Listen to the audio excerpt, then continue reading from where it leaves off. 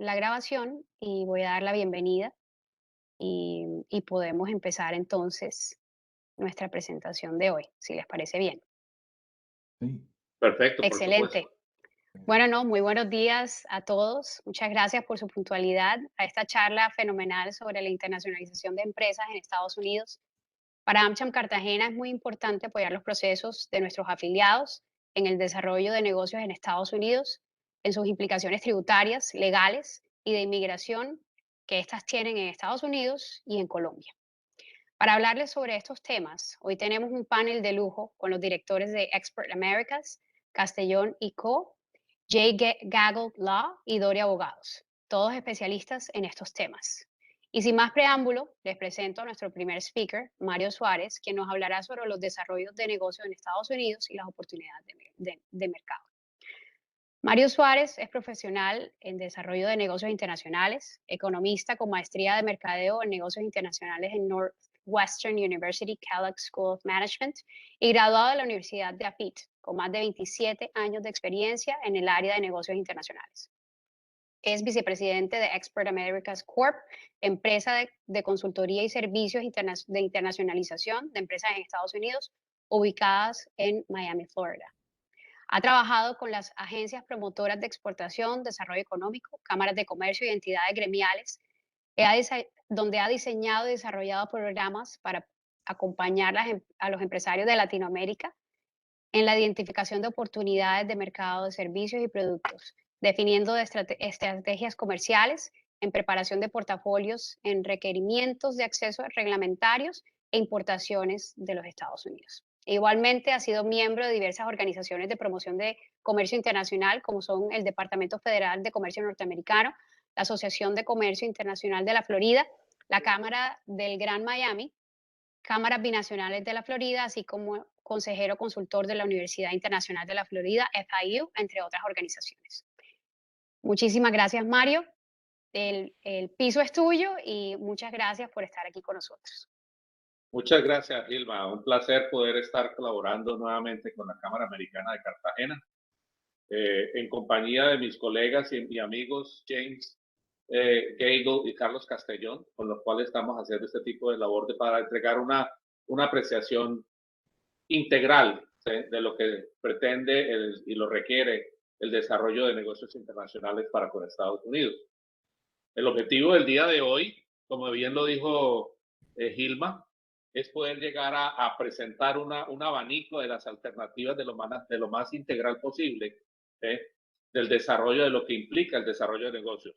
Por mi parte, voy a hablar específicamente de condiciones y estructuras de negocios, desde el punto de vista comercial, aduanero, logístico, para poder tener esa visualización. Sin embargo, en mi presentación, el primer objetivo es poder hablar de por qué es importante la parte de internacionalización, ¿ya?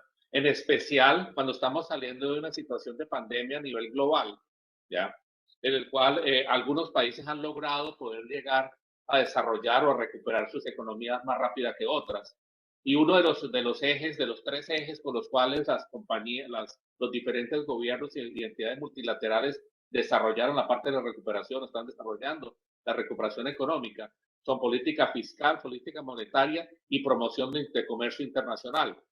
En la medida que los países han logrado o están logrando controlar el impacto salud de la pandemia, han logrado reaperturar sus economías y se ven dos figuras, básicamente dos simulaciones, una que es verde, en la cual se controla rápidamente el efecto de la pandemia a nivel salud y permite una recuperación económica, y otros los países o regiones que se demoran, donde el impacto de recuperar una tendencia es más lenta. En el caso de Estados Unidos, estamos en la figura, en la simulación verde, principalmente a través del impacto de la vacunación. Esto ha llevado a que en las diferentes partes del mundo, la situación del año pasado fue negativa prácticamente para todos. La única excepción sería China, que tuvo un Producto Interno Bruto del 2% de incremento, lo que estamos acostumbrados a un 8%, ¿ya? Pero el resto del mundo estuvo en negativo, como lo podemos ver en estas cifras, pero ya para este año hay una proyección positiva basado en esos tres elementos de políticas fiscales, tributarias y comercio internacional, y tanto Estados Unidos viene en una recuperación económica que lo lleva a una proyección de terminar el año entre 5.1 y 6.1% de incremento del PIB, ¿ya? Y América Latina también está en una situación que está vislumbrando un terminar 2021 de una manera positiva. Y eso se ve específicamente en la parte de comercio internacional, con transferencias a nivel de importaciones y exportaciones en incremento, ¿ya? Y es uno de los sectores de mayor actividad en el mundo hoy en día.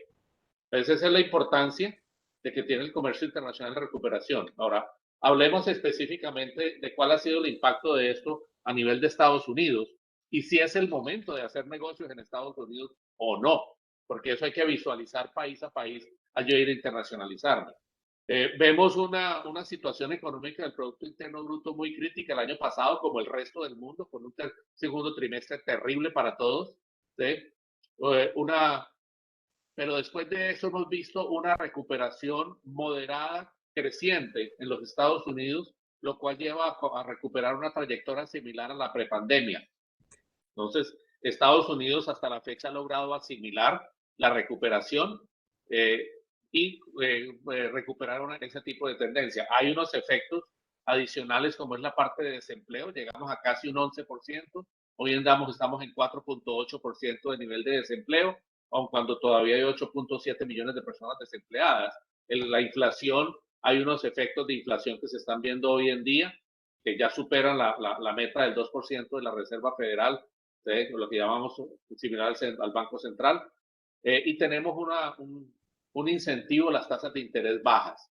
Esta presentación ya ha sido compartida con AmCham para que sea distribuida a ustedes, y aquí van a poder los inquietos poder ver los efectos de indicadores económicos por sector, haciendo clic en este rombo de acá, para que los invito a que puedan llegar a consultar estas materias. Entonces, económicamente, desde el punto de vista económico, el país va en una franca recuperación. Esto en parte ha sido por la estructura económica del país mismo, en la cual vemos cómo la estructura económica de Estados Unidos es un 83% privada y solamente un 16% pública, aun cuando somos 50 estados independientes y cada estado dividido en condados y cada condado dividido en municipios. Tenemos una gran infraestructura de estructura pública, mas sin embargo solamente representa el 16%. ¿Esto qué ha permitido? De que los dos programas de incentivo de recuperación de la pandemia, CARES Act en el año 2020, bajo la administración del presidente Trump, y este año, bajo la administración del presidente Biden, se han inyectado casi 3.8 trillones de dólares, billones de millones de dólares, que han llegado principalmente al sector privado, lo cual genera una demanda de servicios, de consumos, y la economía permite una recuperación por esa estructura principalmente privada. Ahora, Estados Unidos no hay que verlo como un todo cuando quiero hacer negocios. Tengo que verlo segmentado y por territorio. Una de las formas de segmentar es por el crecimiento del Producto Interno Bruto. Vemos como estados como Texas, como estados de South Dakota, o no sé si tienen unos niveles de crecimiento más altos que otros, ¿ya? Por el tipo de economía que maneja. Específicamente Texas maneja la parte petrolera y los precios han estado altos en el transcurrir del final del año pasado y este. Y así tenemos que ver cuál es la situación económica. Otro factor es el ingreso per cápita. ¿Cuál es la capacidad de compra que tiene el norteamericano para poder desarrollar sus consumos? Estados Unidos, entre los países del G8, es el país con el nivel de ingreso per cápita más alto, capacidad de compra más alto, ¿sí? Entre los de G8. No es el país con el ingreso per cápita más alto del mundo, son los países nórdicos, pero en este caso Estados Unidos, un norteamericano tiene un 16% más capacidad de compra que un alemán, que es la economía fuerte de Europa. ¿Sí? Más un 21% más que un francés o un 23% más que un japonés. Ahora, yo tengo que identificar también dónde están esos consumidores para poder yo puntualizar y focalizar mi efecto comercial. Si yo vendo joyería, poco tengo que ir a hacer a Brownsville, Texas, que es el condado con el ingreso per cápita más bajo de Estados Unidos. Más bien me voy a un Bridgeton, Connecticut, que es el condado con el mayor ingreso per cápita. Entonces, segmentemos el mercado para poder buscar las oportunidades de poder ser competitivo y rentable. Otra característica peculiar de los Estados Unidos es que desde 1971 es un país que hace más importaciones de productos que exporta. O sea, es un mercado natural y en particular para Colombia, que tiene un tratado de libre comercio y la cercanía regional, es un mercado que se debe ver para buscar oportunidades de exportación, como también de importaciones, porque es un flujo constante de ambos lados. Ahora, el mercado también tenemos que analizarlo por el tipo de producto, categoría de producto de sus intereses, de importación o de exportación. Y vemos cómo hay segmentos bastante interesantes como el de alimentos procesados, que es un mercado de 683 mil millones de dólares, ¿sí? Dentro de los cuales están las frutas frescas, frutas procesadas, alimentos procesados, snacks saludables, cafés especiales. Colombia es un país cafetero, ¿ya? Snacks saludables tienen un gran crecimiento, los superfoods, y después de la pandemia se vio una gran demanda, ¿sabes? A través de este tipo de productos, buscando el mejor salud. Y comercio electrónico y servicios de software y diseño de web, son todos segmentos muy interesantes y me gustaría que ustedes se puedan identificar en ellos. Estados Unidos es un país muy competido a nivel de marcas, ¿ya? Mas, sin embargo, es un país muy permeable a la diferenciación del producto o del servicio para poder entrar al mercado. El norteamericano está ávido de recibir productos nuevos, diferenciados o servicios diferenciados. Así la marca no se ha conocido inicialmente. Y sí, es importante ir construyendo marca, pero si usted tiene esa diferenciación, le permite entrar. El comercio electrónico ha sido importante en el pasado y se ratificó mucho más importante en el presente, después de la pandemia, donde había una proyección de que íbamos a terminar el año en aproximadamente 612 mil millones de venta por comercio electrónico y llegamos en el 2020 a 708 mil millones. Entonces, hoy en día, para cualquier compañía que quiera entrar al mercado norteamericano, el tener una plataforma de comercio electrónico no es una opción, es una obligación para poder entrar al mercado. Estados Unidos también tiene una dispersión, ¿sí?, a nivel nacional de su población y consumo, lo cual ya ha llevado a tener una infraestructura bastante amplia, no solamente de carreteras, sino de aeropuertos y de ferrocarriles, lo cual permite yo poder mover logística, ¿sí?, a nivel nacional de una manera bastante ágil, ¿ya? Eso ha hecho inclusive que la Florida, donde estamos ubicados nosotros tres, Carlos, James y yo, es un sitio de epicentro donde el país, como digo, es un país con déficit comercial, importamos más de lo que exportamos. Sin embargo, solamente hay 3 estados en la Unión que tienen superávit comercial, donde exportamos más de lo que importamos. Uno de ellos es Alaska por petróleo, otro es Washington State, ¿sí?, y el otro es la Florida, que no es muy manufacturero, pero es un estado de comercio. Desde aquí vendemos productos, ¿sí?, de Estados Unidos al mundo, como de América Latina, que ubica sus inventarios en Florida para atender el mercado del Caribe, Centroamérica, cruceros. Entonces, tiene una ubicación estratégica muy interesante que le permite. Para la parte de inversión, el mercado de construcción ha seguido en crecimiento permanentemente, ¿ya? No solamente la construcción pública, sino la privada. Inclusive hoy, después de pandemia, la inversión en residencial está en crecimiento casi que a nivel nacional y con una legislación que está en la mesa del Congreso de un paquete de infraestructura, se espera de que la inversión pública también tenga un crecimiento aún mayor. Allí hay una oportunidad de crecimiento.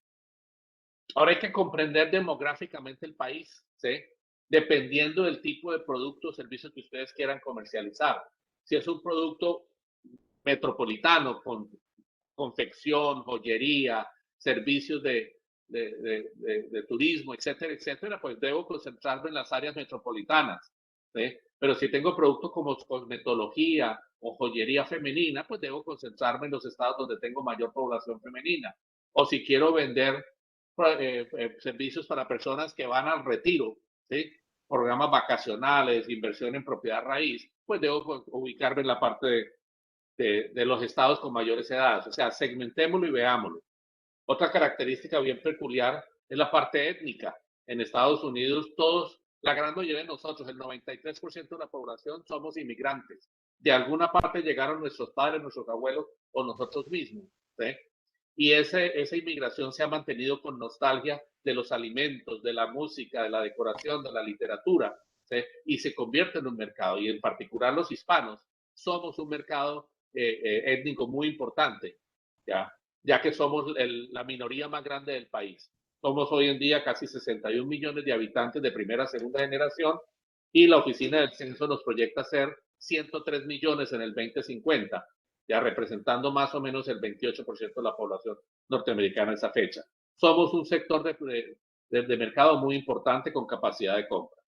También Estados Unidos está muy disperso geográficamente, ¿ya? Lo cual no hace posible ni para compañías norteamericanas ni extranjeras poder llegar a cubrir todo el país, sino que tenemos que regionalizarlo por áreas metropolitanas, por ciudades medianas o pequeñas. Recuerden, tiene una capacidad de compra bastante interesante. El promedio de ingreso per cápita en Estados Unidos es de $63,000 al año. ¿Ya? Entonces, cualquiera de estos pueblos de 50,000 habitantes es suficientemente interesante como mercado.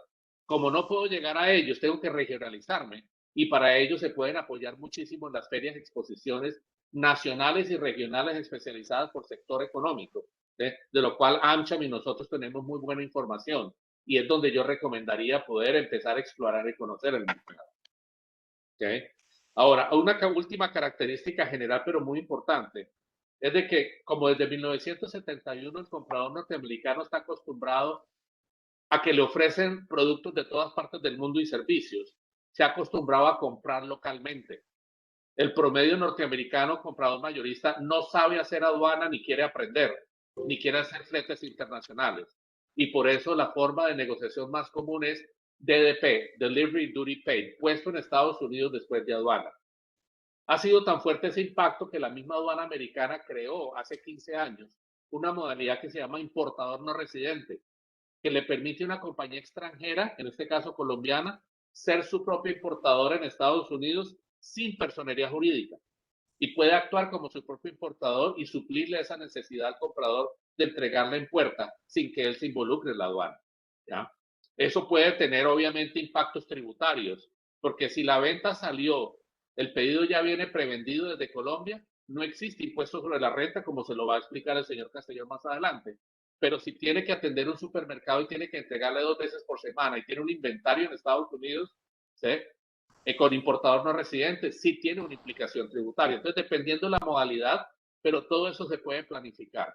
La facturación, la parte de hacer crédito, hay una gran disponibilidad de bodegas y operación logística para poder manejarlo. Sin embargo, es un reto y tiene unos costos.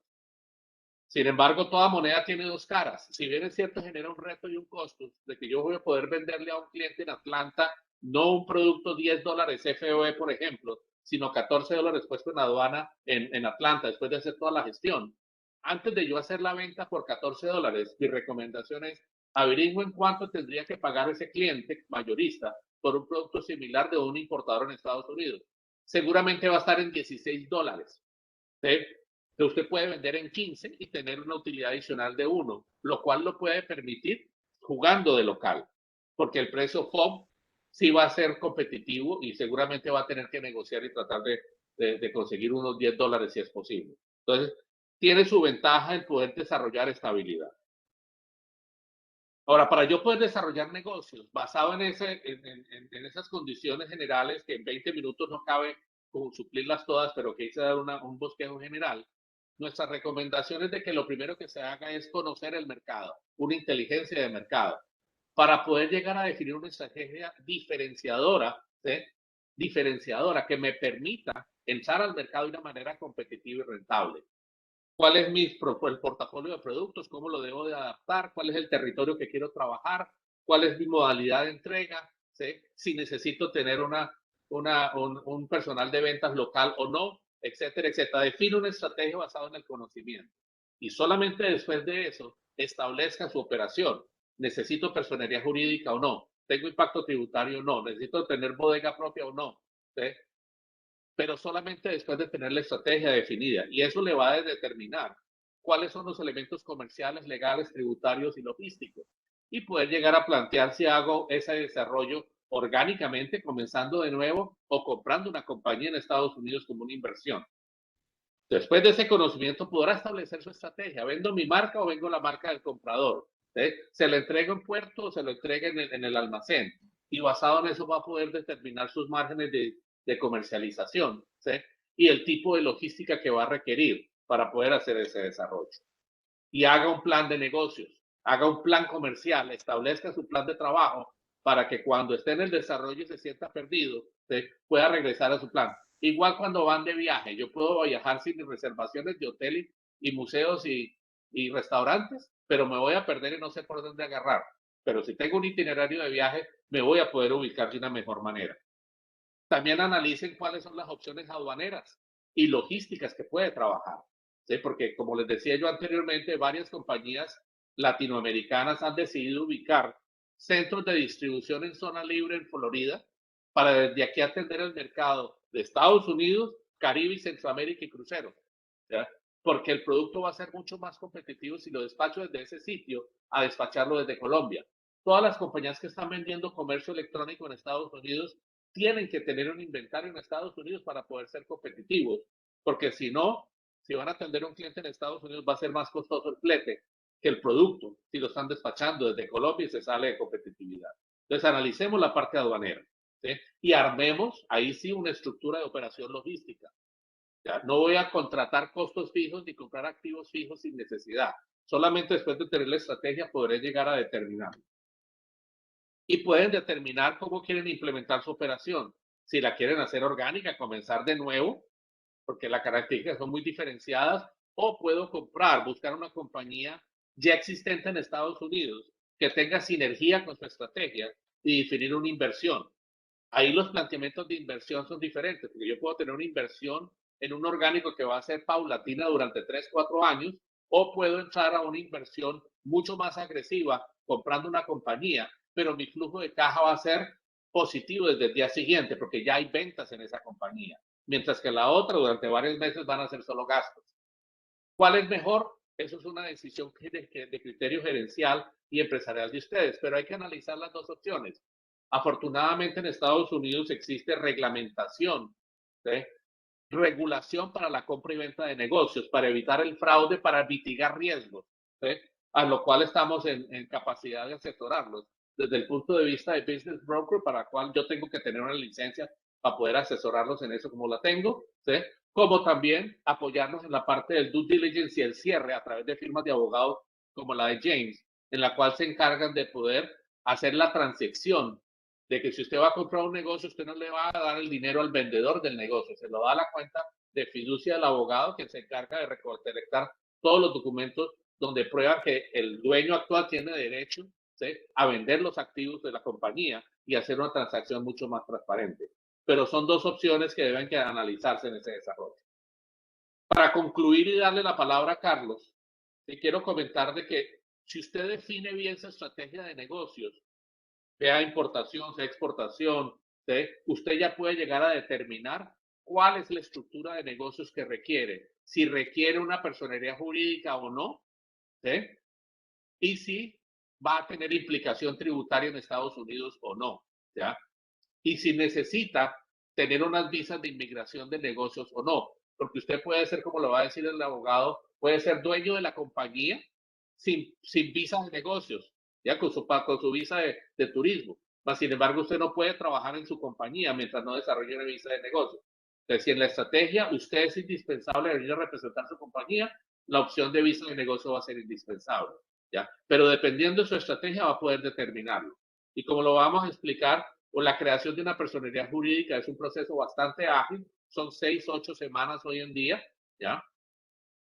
Que consiste en unos pasos específicos de estructura social, de preparación de documentos estatutarios, de obtención de la personería jurídica frente al Estado donde se va a ubicar, obtención de la identificación tributaria federal, ¿sí?, registro de la compañía ante impuesto a la venta o no, ¿sí?, porque aquí el impuesto a la venta solamente impacta al que vende al público, ¿ya? Entre mayoristas no hay impuesto a la venta, ¿sí?, y si necesita licencias especiales por el tipo de operación.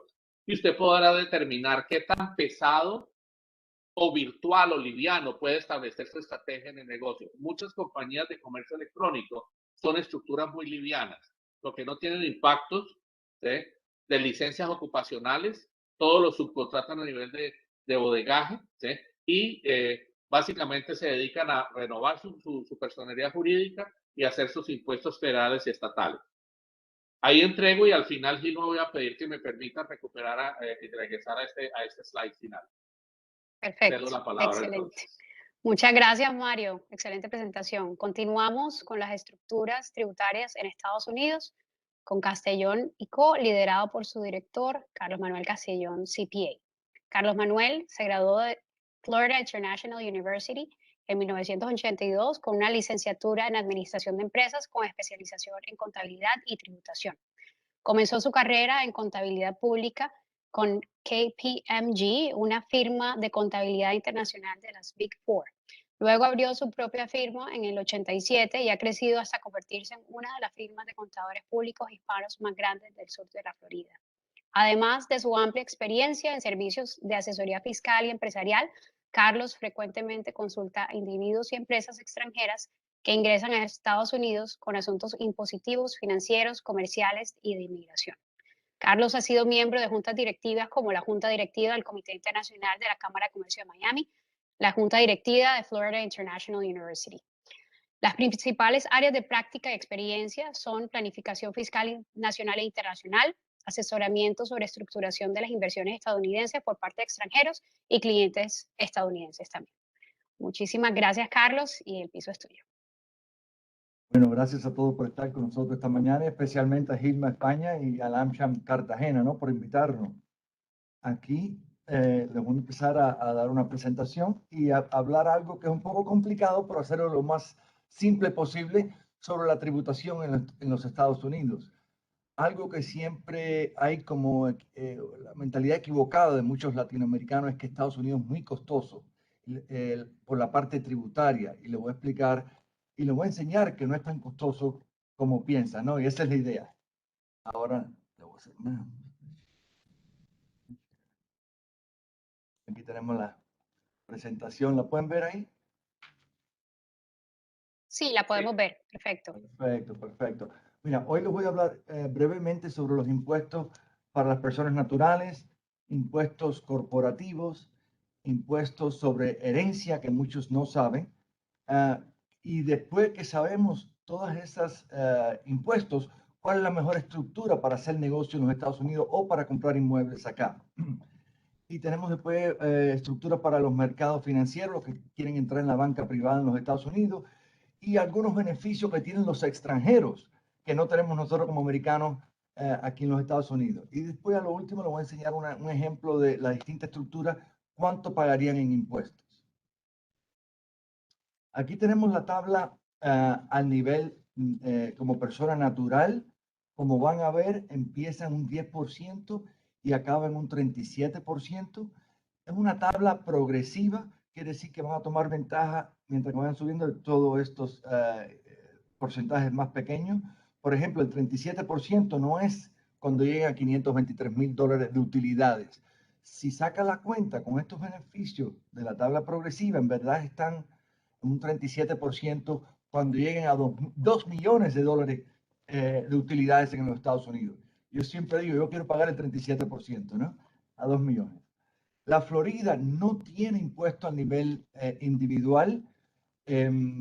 Solo uno de 7 estados que no tenemos ese impuesto estatal adicional. Simplemente pagaríamos la utilidad, el impuesto dependiendo de la estructura, y al nivel federal, no al nivel estatal. Básicamente nos estamos ahorrando de un 4 a un 6% en los impuestos estatales de la mayoría de los estados. La Florida, Texas son estados que han crecido muchísimo, especialmente después del COVID, ¿no? Esta estructura la van a ver más adelante cuando le hable sobre una LLC, un Limited Liability Company. La LLC como empresa no paga impuestos. La utilidad la van a pagar aquí si los dueños son extranjeros, basado en estas tablas. ¿Okay? La próxima, este es los impuestos al nivel de sociedad anónima. Una sociedad o corporación, o Inc., a Corp Inc. Aquí sí hay una tabla fija de un 21% a nivel federal, basado en la utilidad siempre. Y a nivel de la Florida sí hay un impuesto a las corporaciones. Los primeros 50,000 son exentos, pero de ahí en adelante son 5,5%. El impuesto federal está lo más bajo que yo, desde que yo estoy practicando hace más de 30 años, lo he visto. En verdad estaba en 34% antes, que era muy alto. Ahora está por debajo de Colombia, por debajo de casi todo de Latinoamérica.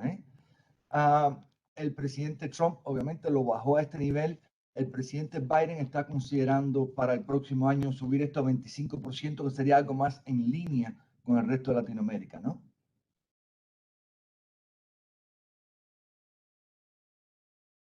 Impuestos de herencia. Esto es algo que muchos no saben y deben de saberlo antes de hacer una inversión acá. Al fallecer, si tienes un patrimonio en los Estados Unidos, de inmuebles, de acciones, en la banca privada, tienes una excepción solamente de $60,000.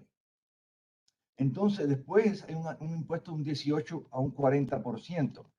Quiero clarificar, las cuentas bancarias son exentas de este impuesto de patrimonio. Usted puede traer $10 millones, le exagero el número, pero es para que se recuerde, $10 millones a Estados Unidos, y si fallece no hay impuesto de herencia en lo absoluto. Los bancos tienen mucho poder y aparte el gobierno quiere que ustedes traigan dinero hacia acá, hacia Estados Unidos.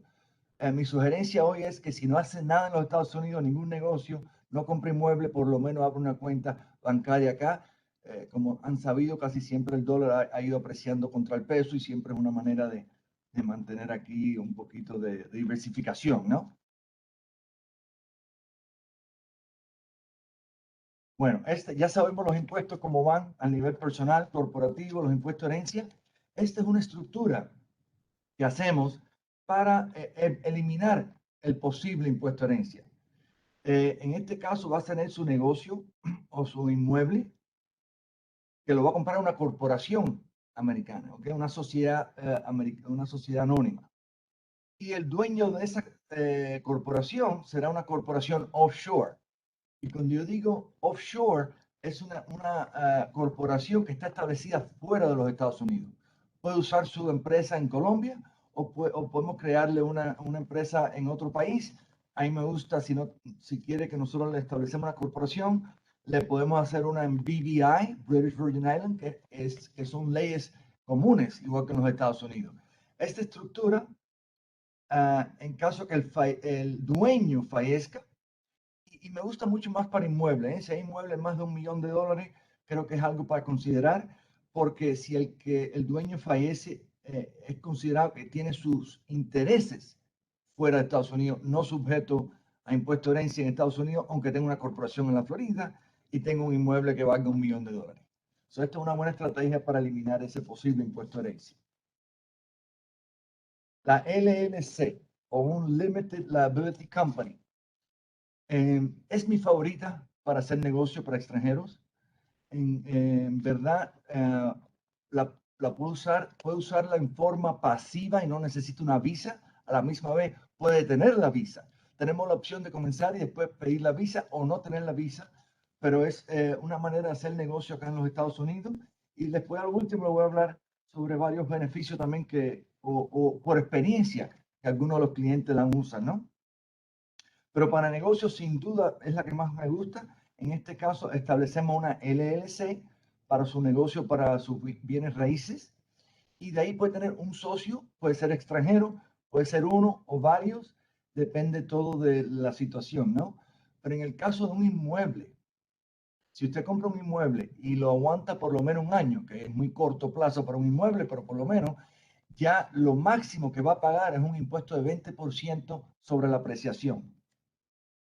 ¿Okay? Si tiene un negocio, entonces, que es el que yo recomiendo para negocios, entonces aquí, como recuerda, las tablas de personas naturales es de un 10 a un 37%. Si usted divide la utilidad entre varios socios, van a poder tomar ventaja de esa tabla progresiva y pagar mucho menos impuestos, ¿no? Y otra vez, ambas estructuras, la corporación como la Limited Liability Company, sirve para las visas y eso el doctor James Gable después se lo va a hablar sobre eso, ¿no? Esta la voy a eliminar por ahora, un poco complicada. Esta es la última estructura. Esta estructura es para aquellos extranjeros que quieren entrar acá en la banca privada. No sé si han seguido el mercado. Los mercados están increíblemente, están subiendo, están rompiendo récords. Me tienen preocupado que está un poco muy caliente, pero desde el año pasado, el que hubiera invertido en abril, después de la pandemia, cualquier acción que hubiera seleccionado casi hubiera ganado mucho dinero. Bueno, los clientes extranjeros que tienen aquí en la banca privada, aquí en Morgan Stanley, UBS, Wells Fargo, bueno, si usted recuerda, en la otra estructura tiene positivo y negativo de cada estructura. Aquí negativo ninguno. Si estás en la banca privada, tienes que usar una offshore. Su empresa misma de Colombia o cualquier otra empresa que sea establecida fuera de Estados Unidos puede invertir acá. Sería la dueña básicamente de la cuenta esa de la banca privada, ¿no? Y le voy a hablar ahora sobre algunos beneficios que tienen ustedes como extranjeros, que no lo tenemos nosotros, ¿eh? Apreciación, estamos hablando de la banca privada, recuerda, usando un offshore para tener, ser dueño de esa banca, esa cuenta de banca privada. Bueno, la apreciación en las acciones o fondos mutuos en los Estados Unidos son exentas de impuestos. Por ejemplo, si usted compra Apple, IBM, Tesla, y la aprecia y le gana $100,000, un ejemplo, ¿no? Y lo vende, no pagaría ningún impuesto. Algo que ni James, ni yo, ni Mario lo tenemos porque pagaríamos el 20% de esa apreciación, ¿eh? La banca privada, lo mismo. En los intereses que usted tenga, recuerda que hablamos de los impuestos de herencia. Si usted tiene $1 millón, $100,000, $10,000, los intereses que gana no es sujeto a ningún impuesto. Es una incentiva para que usted traigan dinero hacia los Estados Unidos. Y recuerda, la cuenta bancaria, chequera, CD, Certificate of Deposit, de ahorro, no son sujetas al impuesto de herencia. So, con calma pueden pasar acá la cantidad que usted quiera y no pagarían, no sería sujeto a impuesto de herencia en caso de fallecimiento y tampoco los intereses serían sujetos a ningún impuesto, ¿no? Negocios. Ustedes pueden como extranjeros tener el 100% de las acciones, no hay ninguna obligación de tener algún gringo como accionista, ¿no? Pueden ser 100% los directores, la corporación puede tener un solo dueño, y si tienen inmuebles o negocios, sus viajes acá, el avión, el hotel, almuerzo, comida, carro alquilado en los Estados Unidos para ver su negocio o para visitar y ver su propiedad, a ver cómo está, son deducibles 100%, ¿eh? Algo que yo recomiendo. Por ejemplo, en lo que llaman inmuebles, la mayoría, y tenemos muchos clientes extranjeros con propiedades acá, personal o que lo alquilan. Muchos se palanquean. En Latinoamérica no se acostumbra mucho a palanquear o pedir préstamo. Aquí se acostumbra, ¿eh? Y un préstamo lo puedes pedir por 15 años, por 30 años. Y yo les sugiero que traten esa manera americana, como yo le digo, porque a veces que palanqueado, el retorno en un inmueble cuando lo está alquilando es mejor que pagar ese inmueble completamente en efectivo, ¿no? Eso es algo que para mirar. Y finalmente, en los beneficios, tenemos algo que se llama un portfolio loan. Es una forma de pagaré muy especial. Esto es con la aprobación del IRS o el fiscal. Esto es un pagaré que lo puede hacer un extranjero. Le puede hacer un préstamo un extranjero a una empresa americana. Y lo lindo es que aquí en la empresa americana podemos deducir ese interés de los impuestos y el que lo recibe no paga ningún impuesto. De casualidad tengo un cliente colombiano-americano que está aquí más de 30 años, le pidió $1 millón a su hermano en Colombia para expandir su negocio acá. Al millón de dólares de préstamo le estamos pagando un 10%. Quiere decir que son $100,000 de interés que estamos deduciendo acá de los impuestos y el hermano que le prestó no está pagando ningún impuesto en lo absoluto en ese, mientras que se califique como un portafolio loan. ¿Ok? So, son ideas que tenemos. El caso es ver la situación y ver cómo optimizar la situación para mejorar y reducir los impuestos. En los Estados Unidos no se puede jugar con los impuestos, el fiscal es muy serio, es penal evadir impuestos, pero tenemos muchas deducciones, como ven, que podemos hacer. De parte de los inmuebles, es muy popular. Tuve alguien este mes con los problemas que tuvieron allá en Cali, en Colombia, que vino acá, él tiene hoteles en Cali y le gustó aquí la parte inmueble, compró acá una residencia y un condominio y en Orlando. La Florida está creciendo muchísimo. La Florida está creciendo a 1,000 personas diarias y toda la Florida está subiendo muchísimo en lo que se llama en la parte inmueble. Bueno, el retorno de él se palanqueó y le está haciendo estilo Airbnb, que es diario, y le va muy bien con esa estructura y me dijo que está recibiendo un retorno del 16 para arriba, ¿no? Aquí le estoy enseñando la diferencia entre una corporación y una LLC y por eso es que prefiero una LLC para hacer negocio en los Estados Unidos. La corporación, obviamente, tengo muchos clientes que también usan una corporación, pero obviamente cada situación es diferente, hay que ver con la mejor para optimizar, ¿no? Pero fíjese, en $200,000 de venta, con un costo de 200, tenemos una utilidad de 100,000. Si tiene una corporación, en esos 100,000, recuerda que la Florida sí tiene un impuesto de 5,5, después de los primeros 50, son 2,750 de impuesto a nivel estatal, nos deja 97.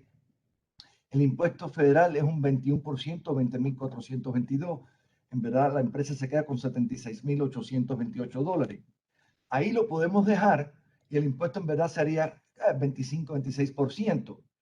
La inquietud es que si usted quiere sacar el dinero ese de la corporación, ya que no hay un tratado de doble tributación con Colombia, bueno, pagarían en un dividendo un 30% adicional.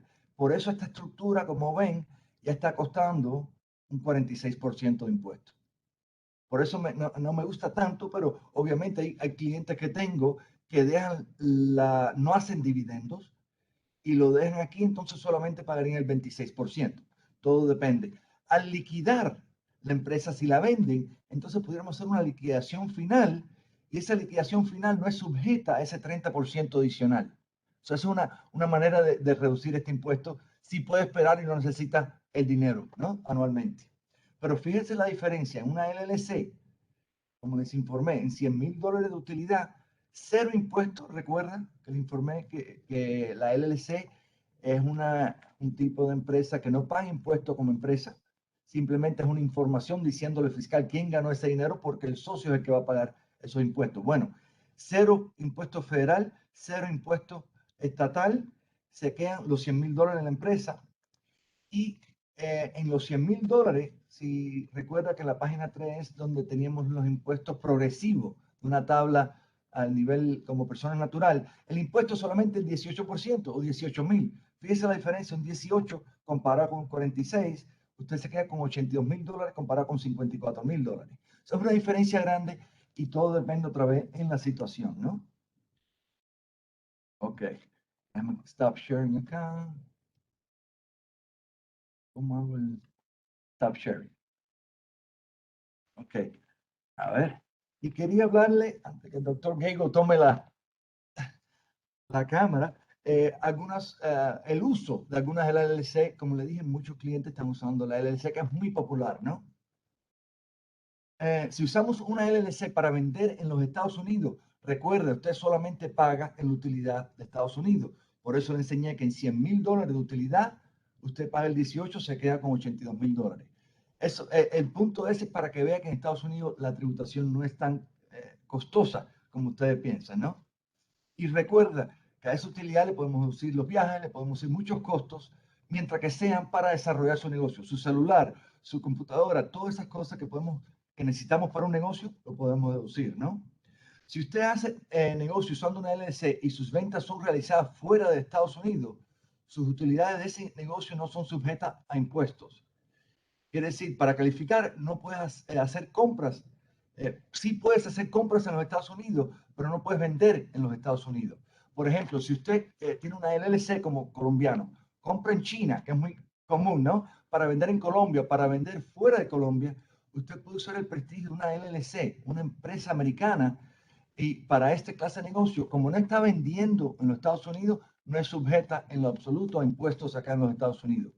Si hacemos una declaración informativa para explicarle al fiscal que están exentos, pero otra vez usan prestigio de una empresa americana para hacer negocios globales, pero no pagan impuestos acá, mientras que no vendan en los Estados Unidos. Y los negocios que tienen servicios, igual, usted puede prestar servicios desde Colombia usando una LLC y no son sujetas a impuestos acá, porque los servicios son sujetos a impuestos acá solo si están prestados en los Estados Unidos. Eso es otro beneficio que pudieran tomar usando una LLC. Y para finalizar y darle al doctor Gable que le hable sobre las visas, que es muy importante, ¿no? Tener una visa E2, L1 no lo hace necesariamente tributario americano. Cuando le digo tributario americano es sujeto a impuestos globalmente.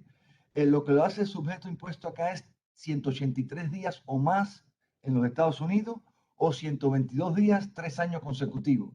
Si se mantienen dentro de esos límites, van a pagar solamente en la LLC, generando negocios acá, no globalmente. Entonces, y se van a mantener como extranjeros como son ahora. Solamente pagarían los impuestos en las utilidades acá.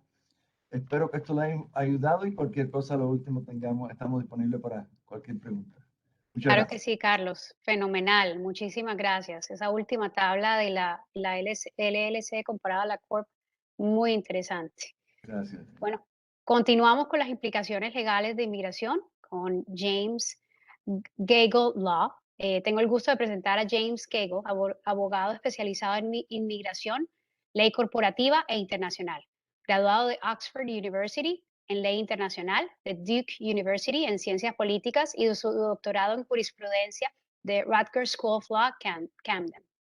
Desde hace 38 años ha apoyado a empresarios y familias en la presentación de sus temas corporativos y comerciales, al igual que las visas para todas sus familias. Con oficinas en Miami y en Washington, D.C., ha practicado en diferentes áreas de la ley durante su larga carrera, incluyendo trabajos en América Latina. Bienvenido, James. Muchas gracias. Muchas gracias por la invitación hoy día. Espero un día regresar a la bella Cartagena en persona, donde tengo muchas gratas experiencias y recuerdos. Sí, ejerzo la abogacía principalmente aquí en Miami, aunque tenemos oficina en Washington, D.C. también. Y manejo 35 diferentes visas. Cada visa permite que uno se dedica a una cierta actividad. Entonces, hay que recordar de que tenemos un régimen aquí en Estados Unidos bastante estricto. Uno puede tener el mejor plan de negocios, puede tener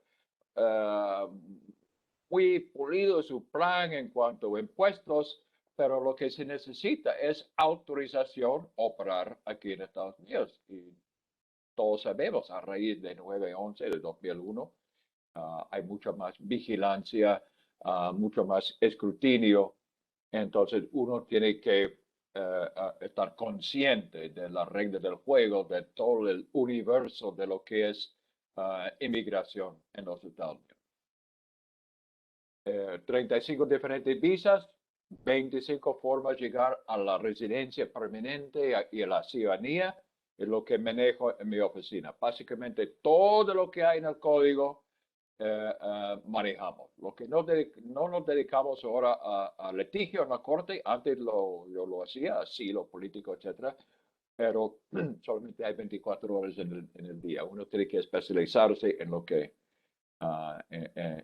donde tiene éxito y donde están los clientes, ¿no? Entonces, vamos viendo un poco de dónde vienen nuestros inmigrantes y no inmigrantes, ¿no? Nuestro gran vecino histórico, México, tiene el plazo número 1. Y después, muchos países tradicionales con quienes hemos tenido relaciones por mucho tiempo, abarcan lo que son los inmigrantes y no inmigrantes que vienen a los Estados Unidos. Aquí en Miami es la puerta para todo el hemisferio occidental. Entonces manejamos en mi oficina probablemente 80-85% de nuestros clientes son hispanohablantes, muchos de Colombia y muchos de Sudamérica y Centroamérica. ¿Y a dónde van? Pongo esta tabla porque muchos que hacen negocios aquí quieren saber dónde están las poblaciones de los migrantes, a quién vendo mi producto. Lo que hemos visto es que el empresario pequeño, el empresario de tamaño mediano, es mucho más ágil en cuanto a penetrar, llegar y vender a la comunidad de su propio idioma que vive aquí en Estados Unidos, de lo que son las empresas muy grandes aquí, ¿no? Entonces ahí se ve California, Texas, Nueva York, esos son los estados donde radican mucho inmigrante y no migrante que viene aquí y trabaja con nosotros. Las visas, hay que darse cuenta, visa de turista, la gente habla de la visa. 55 millones de personas entran a los Estados Unidos todos los años con visa de turista o visa de negocios.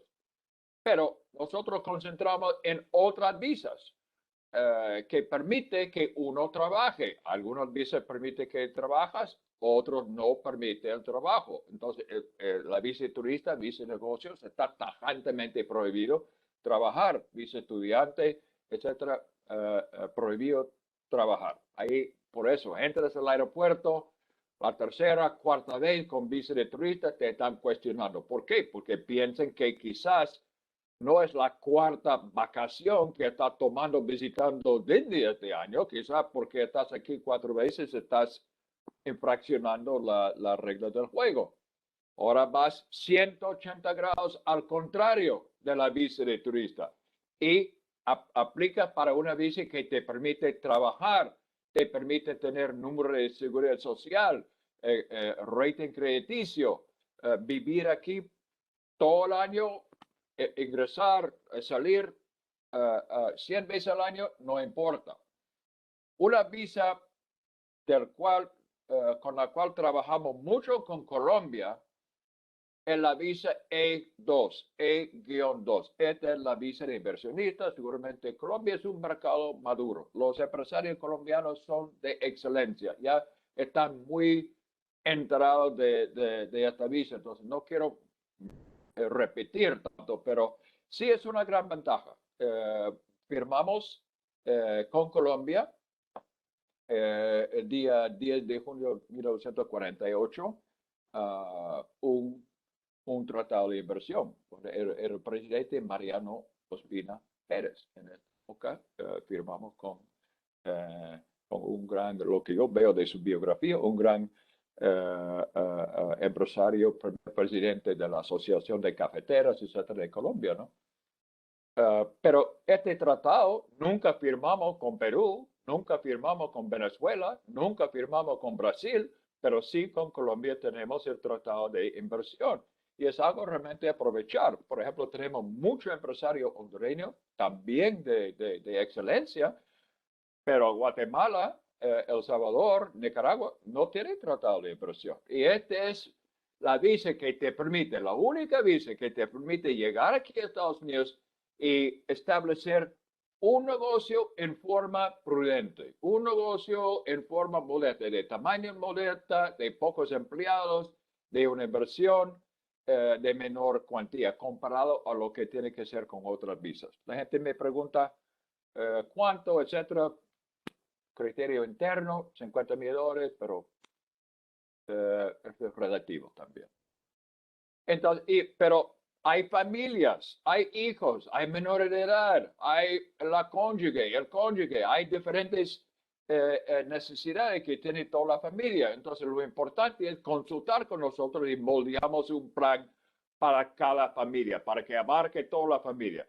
Todas las visas cubren los hijos hasta los 21 años de edad. Entonces, ¿qué hacemos con los hijos que tienen 19 años, 20 años, que tienen 27 años de edad? Estos son nuestros clientes todos los días que estamos armando el plan para que todo el mundo está satisfecho, todo el mundo está trabajando hacia sus metas aquí en Estados Unidos. Bajo este tratado, realmente Estados Unidos lo puede tratar como si fuera un mercado más colombiano. Es como decir, voy a San Andrés, no conozco nada del mercado de San Andrés, pero voy a poner un negocio. Igual puede tratar Miami o Tennessee o Seattle, Washington. El país está abierto a lo colombiano. Y hay muchas otras visas que abarcan diferentes actividades. Hay gerentes multinacionales, una empresa matriz colombiana que envía un ejecutivo aquí a manejar el sucursal, periodistas, gente con habilidad extraordinaria en su campo, y esto significa extraordinaria en su campo. No es de excelente, es un poquito más allá de excelente. Gente relativamente famosa, digamos, en su campo, ¿no? Deportistas, sacerdotes, todo manejamos, y todo ese tipo de visa es lo que te permite trabajar. Este PowerPoint, todos van a tener su copia y ya llega a más detalle. Lo importante saber es que los caminos en los Estados Unidos son rígidos, estrechos, angostos.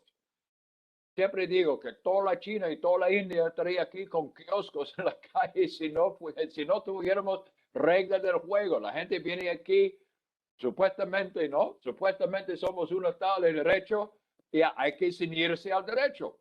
Cíñete al derecho, ya. Ahí elaboras el mejor plan de negocio con Mario, ya aprovecha de la mejor estructura tributaria, pero comenzando bien con un plan que realmente funciona para los Estados Unidos.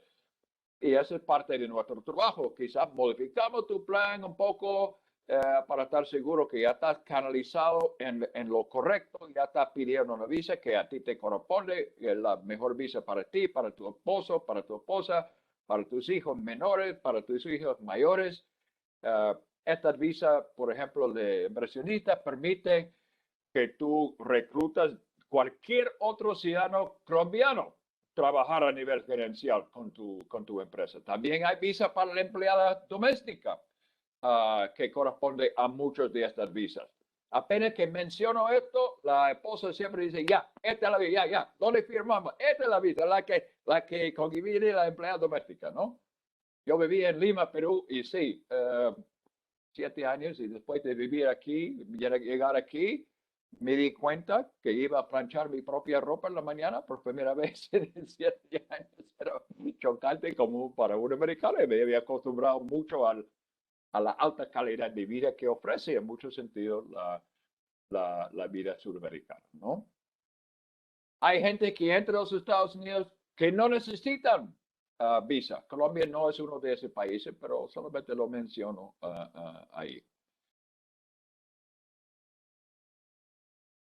Hay visas que requieren que se mantenga su residencia fuera de Estados Unidos. Entonces, hay gente de vez en cuando que van vendiendo sus cosas cuando sacan un avión, cuando están por sacar una visa. Esto no se puede hacer. Diferentes reglas del juego en cuanto a los vínculos y lazos que tienes que mantener con tu país. Voy a pasar por unos aquí. También en junio del año 48 firmamos un contrato para la visa E1. La visa E1 es para la gente que se dedica a importar e exportar. 51% del ingreso de la empresa aquí en Estados Unidos tiene que tener origen, transacciones con Colombia. Entonces, hay muchos que se dedican a esa actividad, importar, exportar. No se necesita una inversión específica, simplemente hay que estar dedicándose a la actividad. Si recién comienza la actividad, nosotros trabajamos con ustedes, o Mario también trabaja con ustedes, hasta que tengan 3, 4 transacciones entre Colombia y Estados Unidos, y te sacamos la visa E1 sin una inversión específica. Las reglas del juego ahí están señaladas para cada una de las visas ahí. Mencioné la mayoría de esto. No hay tiempo mínimo ni máximo de estar aquí en Estados Unidos. Y realmente con estas visas estás integrado totalmente a la sociedad americana. Ya tienes número de seguro social, ya tienes historia crediticia, vienes una vez al mes, entras y sales 50 veces al año, vives aquí permanentemente, prácticamente permanentemente. Yo digo como chiste, pero es cierto. El único que tú no puedes hacer cuando tengas esta visa, tú no puedes postular ser presidente de Estados Unidos y tú no puedes votar para el presidente de Estados Unidos, porque básicamente vives aquí como los demás americanos. La gente pregunta sobre el banco, préstamos. Bueno, el banco te puede dar una tasa un poco más alta porque una persona no tan estable representa un riesgo quizás un poco más alto, pero esas son cosas del mundo privado, ¿no? O sea, en cuanto del punto de vista del derecho, estás aquí como cualquier otro americano. Ya menciono otra vez, te formamos la empresa tiene que tener mínimo 50% accionario ciudadanos colombianos. El otro 50% puede ser cualquier otra fórmula que quieren. No se necesita americano.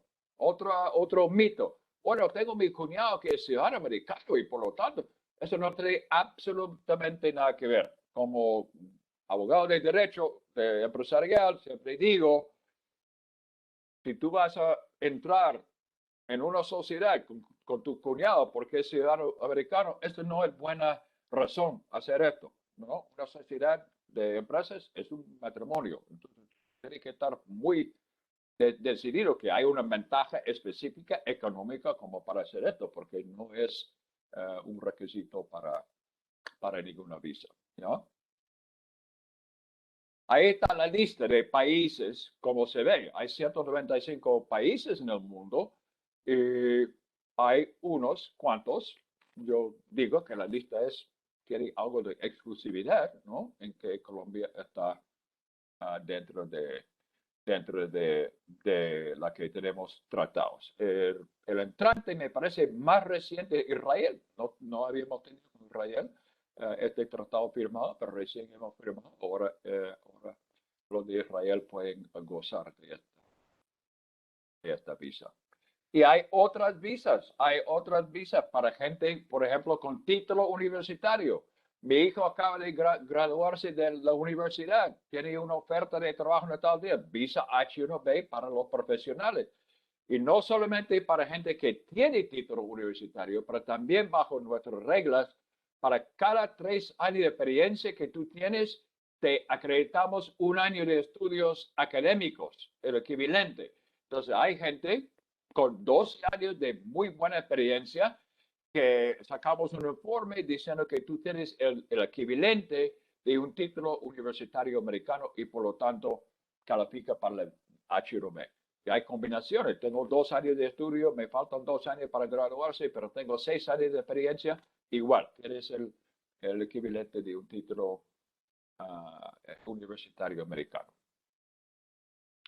Transferencias de la empresa matriz colombiana, lo mencioné, establecer sucursal aquí. Hay muchas estructuras. Elaboro la estructura correcta para ustedes. A veces consulto con Carlos en cuanto a un punto tributario, pero esta es otra visa. Esta visa, la L1, mucha gente confunde esto con la E2. La L1 requiere organigrama. E2 no requiere organigrama. El gran reto de esta visa es crear organigrama. El tenedor de la visa L1 es un gerente que supervisa otros gerentes y esos otros gerentes supervisan empleados de primera línea.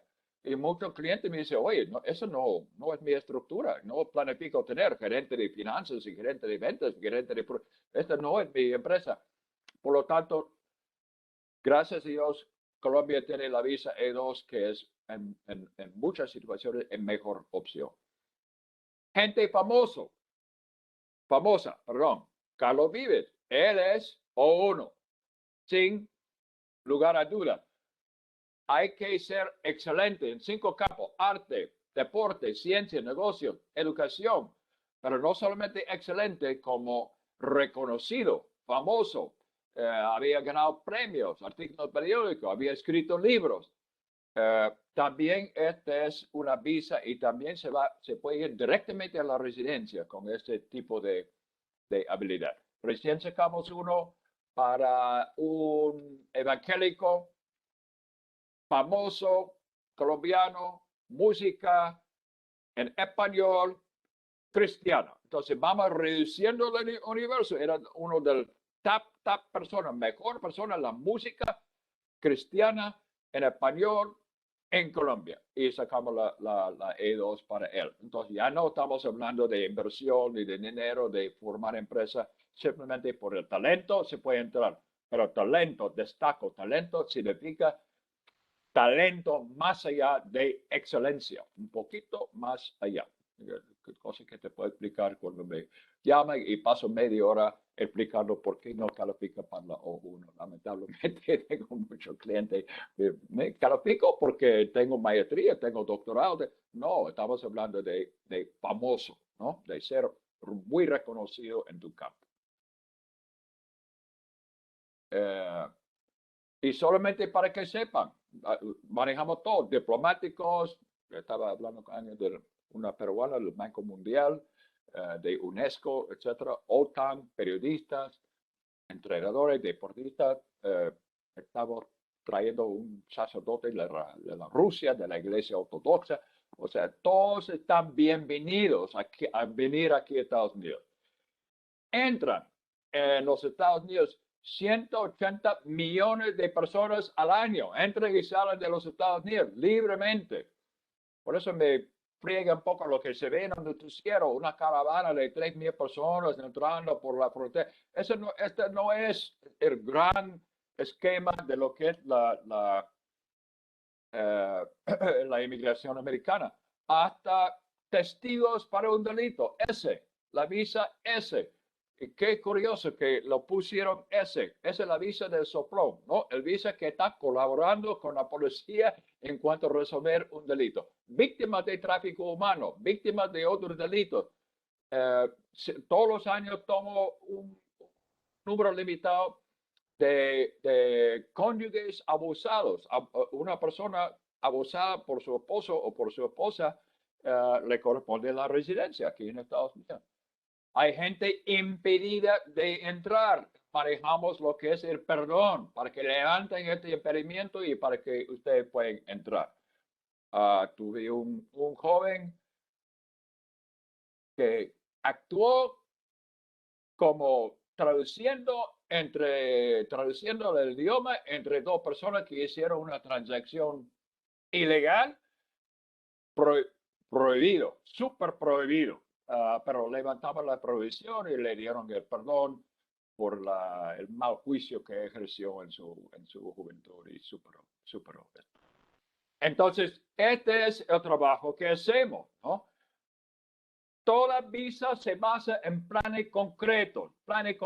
Por eso está Kilma ahí en la cámara, ¿no? Yo vi su biografía. Dice ella, Relationship Builder. Excelente la descripción para ella. Esa es la tarea de la Cámara, estrechar las relaciones entre nosotros y Colombia. Pero todo se basa en planes concretos. Tú vas a la embajada y dices, quiero visa de turista. ¿Por qué? Un día quiero ir a decir, no, negado. Todo planes concretos. Aquí está mi reservación para Disney, aquí está la línea aérea, aquí está el hotel, ahí está la licencia de mi trabajo, la matrícula de mis hijos, todo lo tengo planificado, visitar Disney 15 días, todo tengo la solvencia económica, todo. Este es mi plan. Muy bien, aprobado. Así funciona. Entonces, con las visas, a veces nuestro expediente, 1 kilo, 2 kilos, 3 kilos, es un plan bastante contundente que te hemos armado. Entre nosotros tres, te estamos armando un plan. Y quiere estar seguro, Mario trabaja mucho en esto de viabilidad. ¿Hay mercado para mí? ¿Cuál sería el mejor rubro, no? De ahí vamos, planes concretos, asegurando viabilidad, preparar el expediente y convertir tu concepto a realidad. Ese es el trabajo. Quitamos todo el misterio de todo el laberinto de reglamentos y burocracia para que tú te dedicas a tu trabajo y a tu familia. Te levantas en la mañana, piensa en eso. Yo viví en Lima 7 años. Soy gringo, pero no exactamente novato. Ya viví ahí con Sendero Luminoso, con corrupción, con distracciones, con extorsión, con secuestro. Todo esto aquí desaparece y permite que la familia se dedica a lo que es su familia y lo que son sus negocios, ¿no? Como vivía 7 años ahí, tengo cierto derecho a opinar, porque yo vivía por este tipo. Yo llegué a Estados Unidos por la misma razón que muchos clientes míos vienen. Nació mi hijo, yo decidí crear mi hijo aquí en Estados Unidos en vez de quedarme en Lima, donde yo estaba muy contento, pero opté por seguridad económica, seguridad personal, mejor porvenir para mis hijos, el perfil de muchos clientes de nosotros, pero la gran mayoría se mantiene sus raíces en su país, mantiene los ingresos, mantiene su empresa y la empresa colombiana crece y también ya crece y aumenta sus horizontes y aumenta sus ingresos y aumenta su organización empresarial. Nunca tenemos clientes, o bueno, de vez en cuando por razones de seguridad, pero mayormente los clientes simplemente están aumentando sus horizontes. Gracias a veces a las esposas, ¿no? Las esposas dicen, mi amor, vamos a poner a los hijos en la escuela en Estados Unidos, ¿ok? Yo estoy como esposo muy contento donde estoy, ¿no? Ya. Pero me empuja, gracias a Dios, mi cónyuge y me impulsó dar más oportunidad a mis hijos, me impulsó a ganar más dinero y ser más exitoso, ¿no? Sin perder mi lazo con Colombia, ¿no? Hay visas de ¿he pasado el tiempo? Ya. Hay visas de inmigrantes, ya está en el PowerPoint. Mucho pasado en oferta de trabajo. Una oferta de trabajo de una empresa americana te da la residencia. Tienes oferta de trabajo de un conocido, de un contacto. Hay todo el trámite. Año y medio necesitamos sacar la residencia. Hay por interés nacional. Esto es muy interesante. Léelo, por favor, si tienes algo más o menos único que puedes ofrecer a Estados Unidos. Con mucho gusto, hay residencia por esta vía. ¿Ya? EB5, residencia a cambio de dinero, ¿no? Está en 500,000 en este momento, creo que va a subir a 900,000.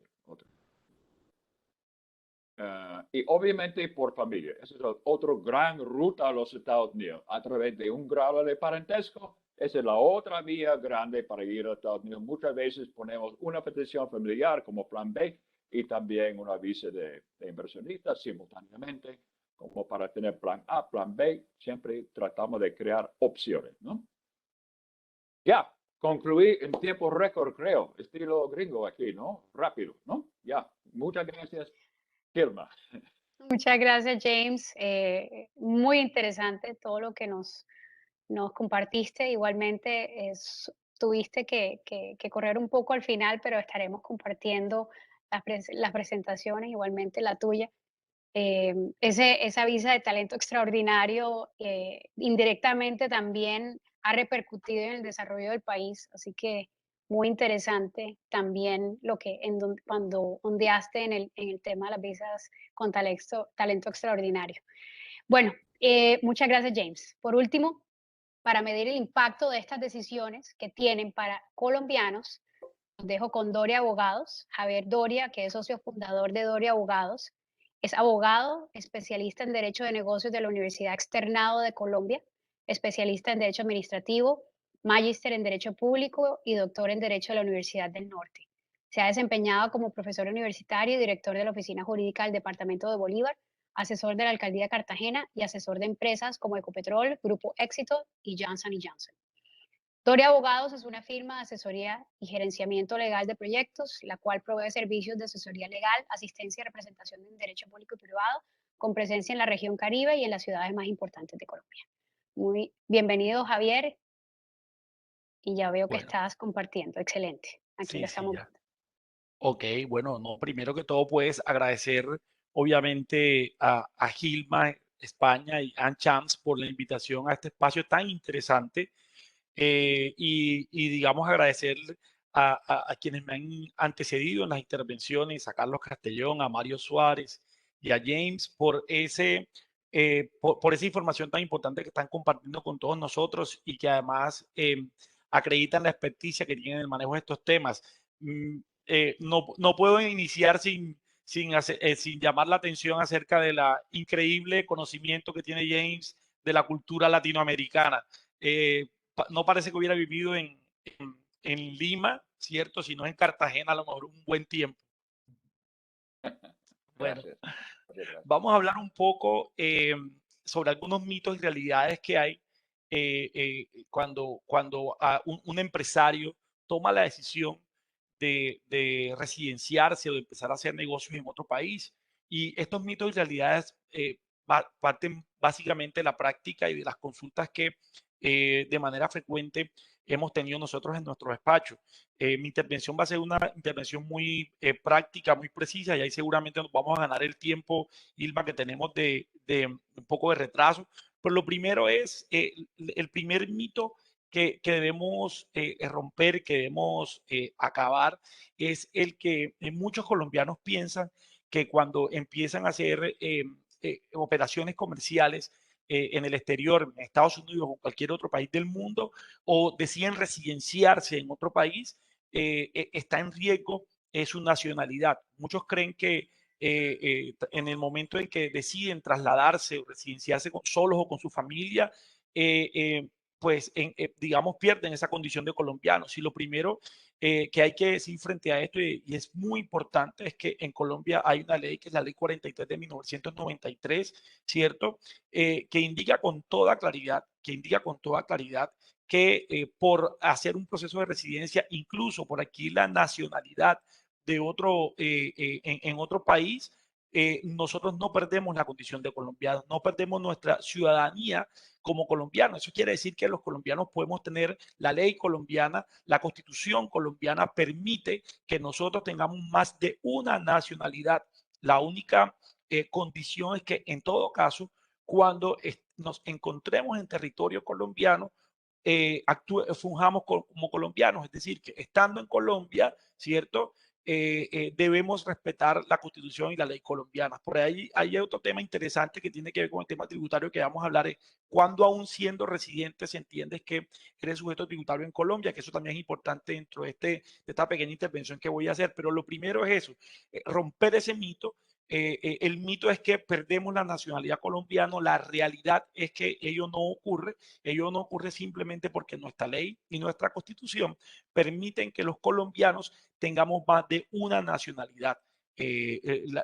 Incluso, insisto, la única condición es que cuando estemos en Colombia respetemos las autoridades colombianas y las leyes colombianas. Ese es el primer mito que quiero romper, y creo que es muy importante que lo tengamos en cuenta, porque muchos de nosotros tenemos un arraigo muy importante por la patria y eso es natural, y aun cuando se tomen estas decisiones, eso no está en riesgo.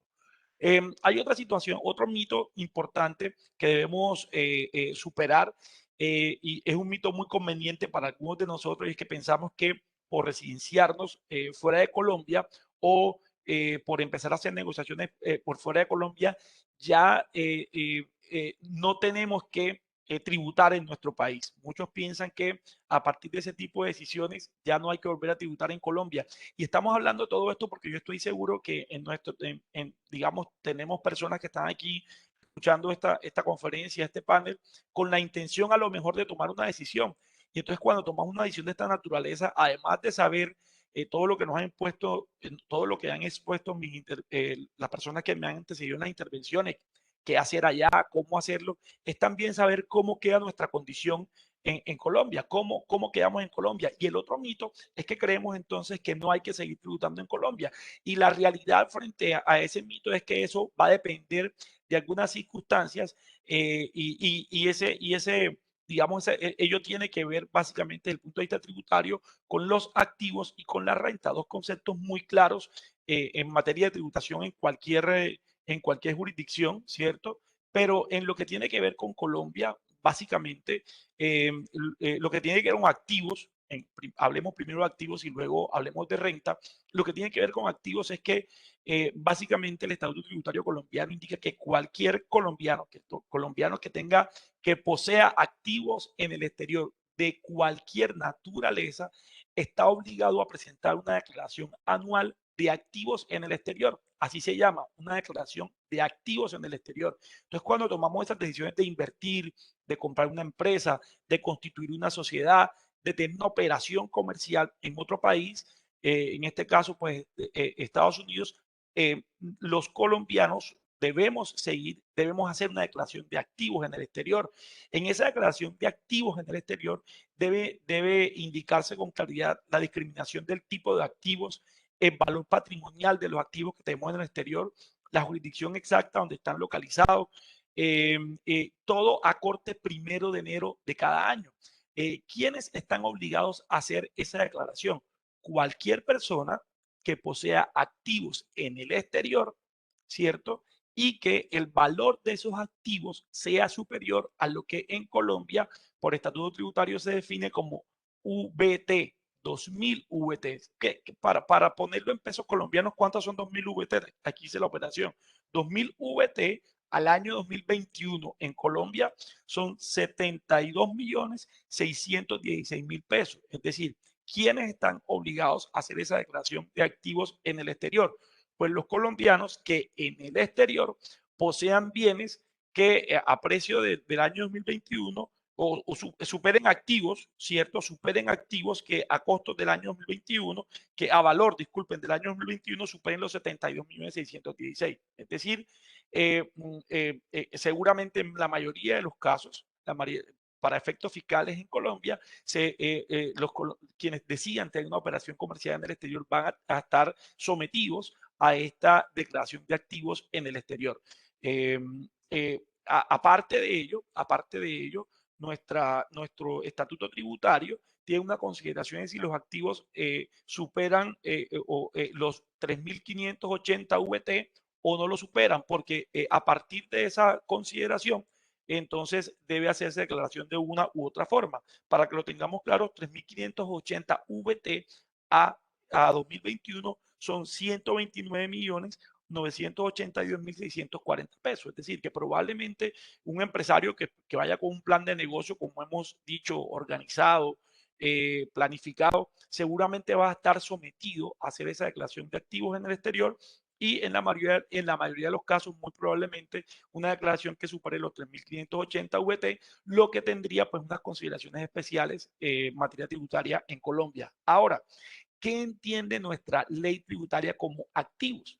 Activos en otro país son las cuentas por cobrar en otro país, las inversiones temporales en otro país, cuentas bancarias, anticipos, préstamos y cualquier otro concepto que sean considerados tributariamente como activos. Ahí seguramente vamos a tener la necesidad de apoyarnos con nuestros contadores o con nuestros equipos legales, ¿cierto? Pero cualquier tipo digamos, de cuenta por cualquier tipo de estos activos, cualquiera de estos tipos de activos lo va a hacer a usted como colombiano, ¿cierto? Sujeto pasivo de esa declaración anual de activos en el exterior que contempla nuestro estatuto tributario. Ahora, ¿quiénes deben presentar esa declaración de activos? Aquí lo decimos. Esta es el artículo 607 del Estatuto Tributario que ha sido modificado por la Ley 2010 del 19, que lo indica con toda claridad. Deben presentar declaración de activos en el exterior los contribuyentes de impuestos sobre la renta residentes en territorio colombiano para efectos fiscales que a 1 de enero de 2021 posean activos en el exterior cuyo valor patrimonial sea superior a 2.000 VT, como ya lo habíamos dicho. Y aquí es importante entonces traer a consideración otro elemento importante, y es que quiénes se consideran en Colombia, o sea, quiénes se consideran residentes para efectos fiscales en nuestro país, o sea, quién se considera residente para efectos fiscales en Colombia. Entonces, ¿quiénes? La respuesta es muy concreta. Quien haya permanecido en forma continua o discontinua, por más de 183 días, ¿cierto? En Colombia durante un lapso de tiempo de 365 días. No necesariamente del 1 de enero al 31 de diciembre de cada año, sino quienes en un lapso de 365 días hayan permanecido por lo menos 183 días en Colombia. Esos se entiende que son residentes colombianos para efectos fiscales. ¿Quién más? Aquellas personas cuyo cónyuge o compañero permanente no separado, o sus hijos menores de edad o dependientes de él tengan residencia en Colombia. Es decir, una persona que se va a hacer negocios por fuera de Colombia, pero que mantiene a su familia en Colombia, se entiende residente colombiano para efectos fiscales. ¿Quién más? Aquellas personas cuyos ingresos, cuyos ingresos en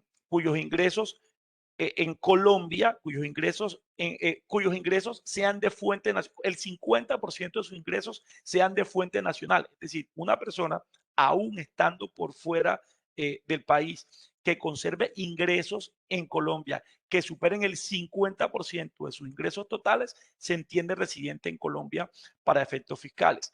¿Quién también se entiende residente colombiano para efectos fiscales? Aquella persona a quien el 50% de sus bienes o más, ¿cierto? Sean administrados en Colombia. Entonces, de pronto es una persona que se va al exterior, pero deja en Colombia sus bienes, su casa, su apartamento, su finca, no lo sé. Es ese tipo de personas, esas personas cuyos bienes, que más del 50% de sus bienes están siendo administrados en Colombia, también se entienden residentes para efectos fiscales. ¿Quién más? Aquellas personas que el 50% de sus activos o más se entiendan poseídos en Colombia. Entonces, aunque estén fuera del país, ¿cierto?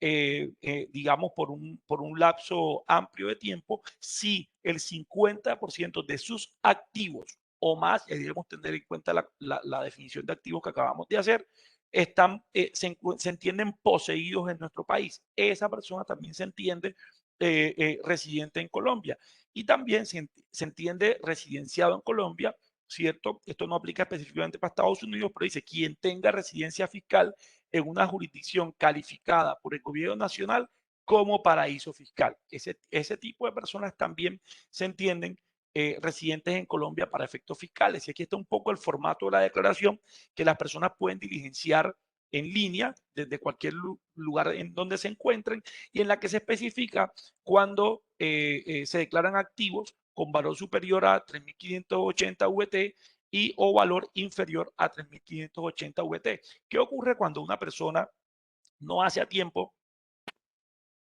no presenta a tiempo su declaración de activos en el exterior? Pues por lo general hay una actuación administrativa que inicia la Dirección de Impuestos y Aduanas Nacionales, la DIAN, y esa actuación administrativa debe ir avanzando para sancionar al contribuyente. Pero si el contribuyente, antes que la Dirección de Impuestos lo emplace, debe pagar una multa equivalente al 0.5% del valor de los activos. Si el contribuyente espera que la DIAN adelante su actuación, la prestación de impuestos adelante su actuación y alcanza a ser emplazado, entonces la multa aumentará hasta en 1% del valor de sus activos. Algunos puntos claves para tener en cuenta, ¿cierto? Es que debe declararse el año gravable según la naturaleza y el tipo de todos los activos que se posean a 1 de enero de cada año. O sea, debemos considerar siempre cuáles son los activos que esa persona tenía a corte 1 de enero de cada año y en función de ello, ya de acuerdo con el calendario tributario, entonces tendrán que declararse esos activos en nuestro país. Otro punto clave, la declaración anual de activos en el exterior debe presentarse en un formulario que la Dirección de Impuestos denomina formulario 160, ¿cierto? Y esa declaración puede hacerse a través de los servicios informáticos electrónicos que tiene el ADIAN para ello, utilizando digamos, con firmas digitales. Quiere decir que básicamente desde cualquier lugar del mundo lo puede hacer, o usted puede seguir autorizando a su contador para que presente por usted esa declaración. Por último, para registrar el valor patrimonial de los activos poseídos en el exterior, debe tenerse en cuenta la moneda nacional de acuerdo con la tasa representativa del mercado, la TRM, a corte 31 de diciembre del año inmediatamente anterior. Esto quiere decir, pues, como hemos dicho con anterioridad, que debemos declarar los activos a 1 de enero, pues la forma de valorizar esos activos es en función de la TRM del día 31 de diciembre del año inmediatamente anterior, es decir, el día anterior al corte de la fecha en la que debe tenerse en cuenta los activos. Como decía, hace un momento me adelantaba a determinar quiénes eran a quienes deberíamos entender que eran colombianos para efectos fiscales en Colombia, y básicamente nos hemos referido a nuestro tema de activos, ¿cierto? Pero en cuanto a la declaración de renta, pues también debemos considerar que las personas a las que he hecho referencia con anterioridad, es decir, los colombianos con más de 183 días en Colombia, aquellos que tienen su esposa o sus hijos aún residiendo en nuestro país, ¿cierto? Quienes tienen, sus ingresos, el 50% más de sus ingresos sean de fuente nacional, quienes el 50 o mayor porcentaje de sus bienes sean administrados en Colombia, o quienes el 50% de sus activos o más sean poseídos en Colombia. Todas esas personas también debemos entender que son sujetos tributarios para el impuesto de renta en nuestro país. Ya sabemos, pues, en función de lo que son los ingresos y la renta, ya de acuerdo con el ejercicio que contablemente debe hacerse, pero esas personas además también deben entenderse que son residentes en Colombia para el impuesto de renta.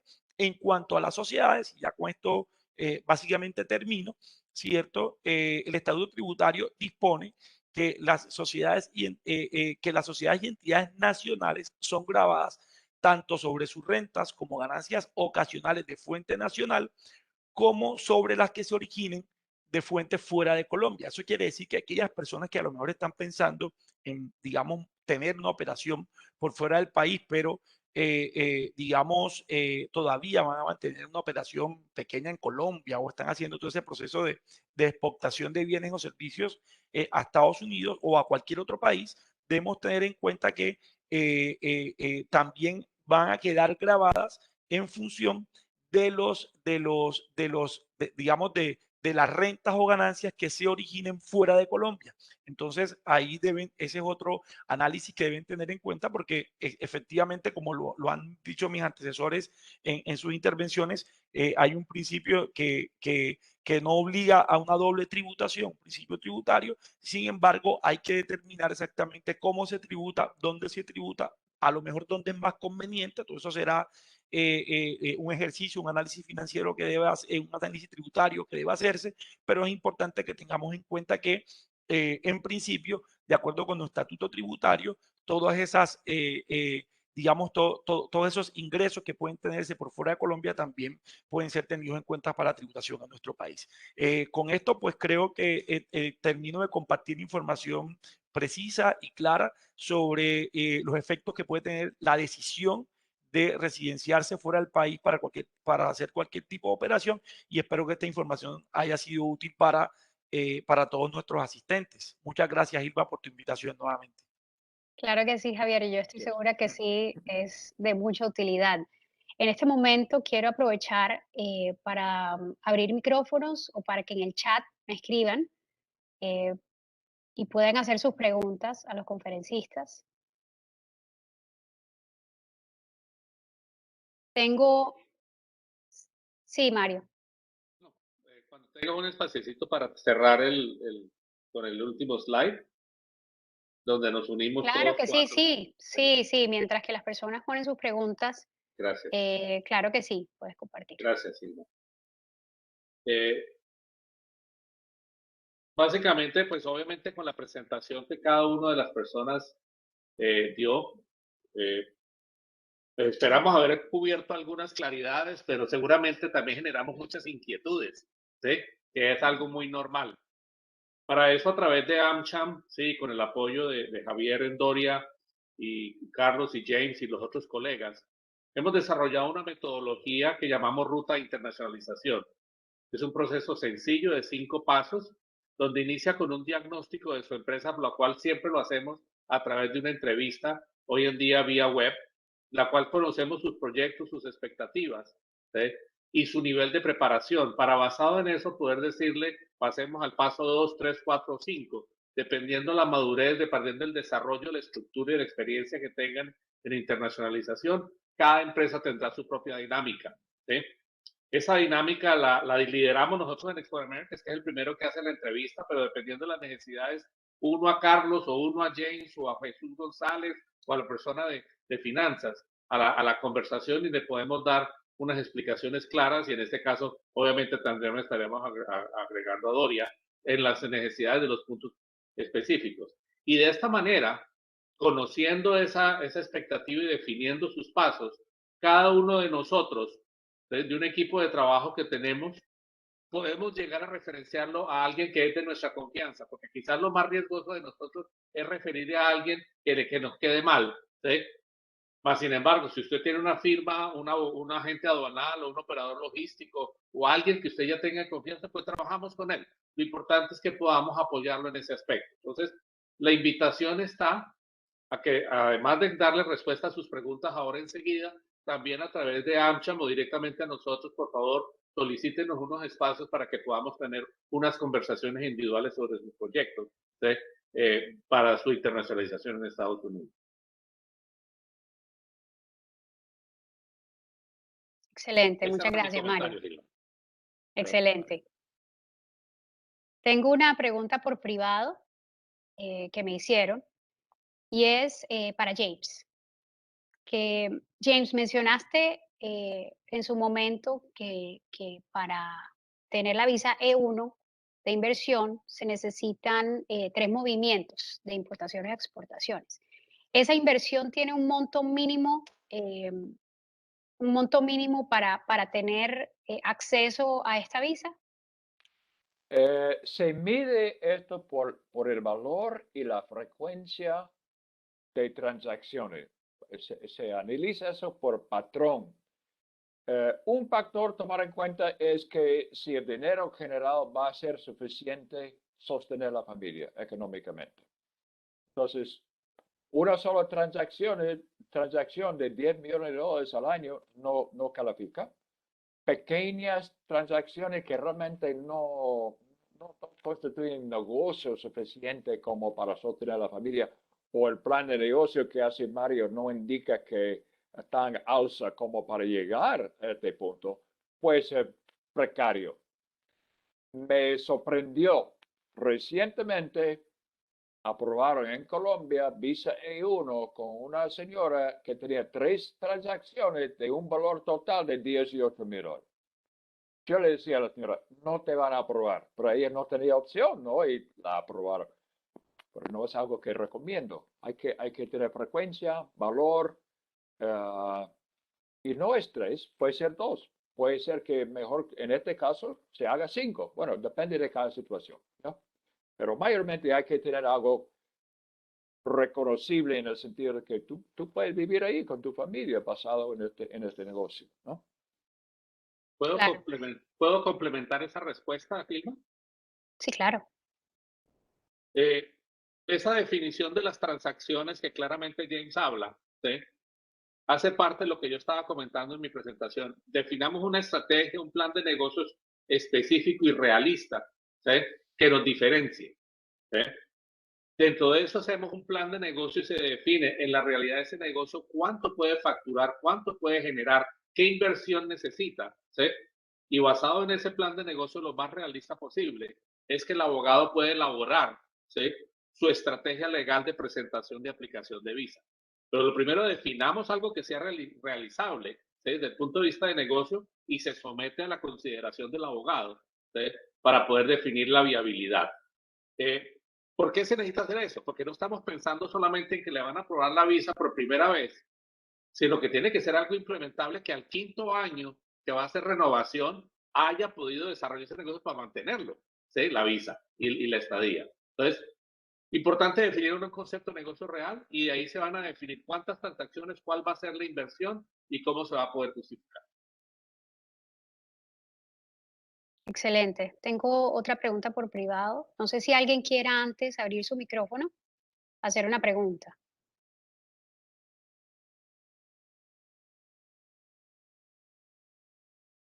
Ok. Tengo una pregunta compuesta. Creo que una me la debe resolver Carlos y la otra Javier. Y es, ¿cuál es el costo básico de crear una LLC?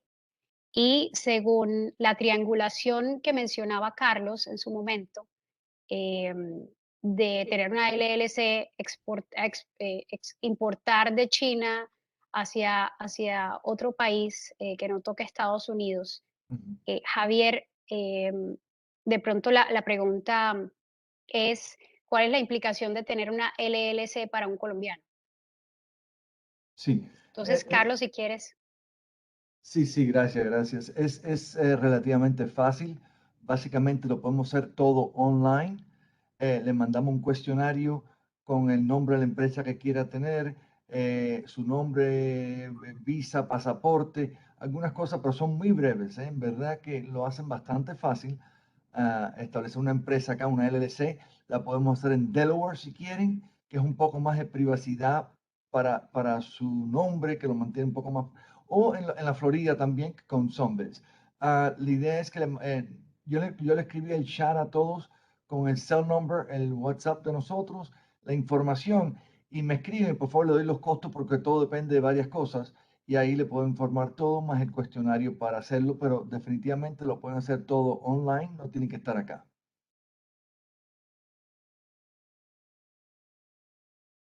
Excelente. Hola, ok. Hola, Gilma. Yo creo que la pregunta debe, la presidenta encaminada muy a ver, pues, como cuál es el impacto tributario. Y la respuesta Sí, sería que independientemente del modelo societario, sí, que sea una LLC o cualquier otro tipo de sociedad que utilicemos para trabajar en el exterior, en la medida en que a partir de esa operación, bueno, en la medida en que esa sociedad tenga activos superiores a los establecidos en el estatuto tributario, pues es sujeto tributable en Colombia. Y pasa lo mismo con la renta. En la medida en que a partir de las operaciones que se desarrollen, superemos las VT previstas en el estatuto tributario o se reúna cualquiera de los, digamos, de los requisitos para considerarse residente en Colombia para efectos tributarios, entonces pues será sujeto tributario en nuestro país. Javier, tengo, excelente. tengo una pregunta para usted. Recuerda que yo mencioné la LLC, que es la mejor para hacer negocio. Recuerda, si no venden acá, no hay impuesto ¿Sí? acá. Ok. Obviamente en Colombia es otra historia. Ahora, si usan la LLC para vender en los Estados Unidos y pagan impuesto acá, ¿le dan crédito a los impuestos en Colombia por el impuesto que pagan en Estados Sí, Unidos? sí, claro, por el principio que tú mencionabas también, Carlos, de doble tributación. O sea, la persona no va a estar obligada a tributar allá y acá al mismo tiempo. Si incluso la persona tiene todo organizado allá y acredita ante las autoridades colombianas, ante la Dirección de Impuestos en Colombia, que digamos que ha cumplido con sus obligaciones tributarias allá, eso seguramente va a ser válido acá en la medida en que la operación se está desarrollando básicamente en ese país. Claro, y así no pagan doble tributación. Así hacemos aquí también, ¿no? Aunque no hay un tratado con Colombia y Estados Unidos de doble tributación, pero para que no te castiguen doble, te permiten ese crédito igual que en Colombia entonces. Sí, Pero es que es un principio básico del derecho tributario a nivel claro, internacional, claro, no existe doble tributación. claro, claro. Un complemento para describir el tema logístico, ¿sí? Porque estaban hablando, seguramente se están imaginando, sí, yo soy una compañía que compro de China o de Francia hacia Colombia, ¿sí? Pero puedo crear una compañía en Estados Unidos que es la que se dedica a comprar al proveedor chino o francés y sale el producto directamente para Colombia. Eso es viable, como lo han descrito, es perfecto. Ahora, también puede ser de que esa compañía compra de Estados Unidos, de México, de diferentes, pueda que acopie inclusive el producto físicamente en Estados Unidos y lo exporta todo, ¿sí? Sigue siendo la misma aplicación del beneficio tributario, ¿sí? Hemos tenido inclusive con Carlos casos de empresas que hacen esa parte, pero también venden en Estados Unidos. Y según la estructura de la operación, Carlos les recomienda, abra dos, sobre una no paga impuestos sobre la renta y sobre la otra sí, ¿sí? O depende de la complejidad, a veces los manejas en una sola y lo divides en el reporte, pero eh, puede aplicarse al modelo logístico, por eso invito a futuras preguntas en citas individuales. Excelente. Y tengo una última pregunta para James. Quisiera preguntarle a James si para la solicitud de la visa L1 y L2, la empresa que operará en Estados Unidos debe tener un monto mínimo de inversión. No, no hay monto mínimo de inversión. El análisis ahí es viabilidad. Si este plan tiene sentido. Esa es la diferencia entre la ley civil y la ley común de los Estados Unidos. No cuantificamos cosas. Hablamos de una inversión sustancial, que es una fórmula. Hablamos de viabilidad. A ver si esta empresa va a tener la solvencia económica o tiene el apoyo económico de la empresa matriz, lograr las metas establecidas en su plan de negocios, con gerentes supervisando otros gerentes y este subgerente supervisando empleados de primera línea. Hay que crear todo este organigrama dentro de 12 meses.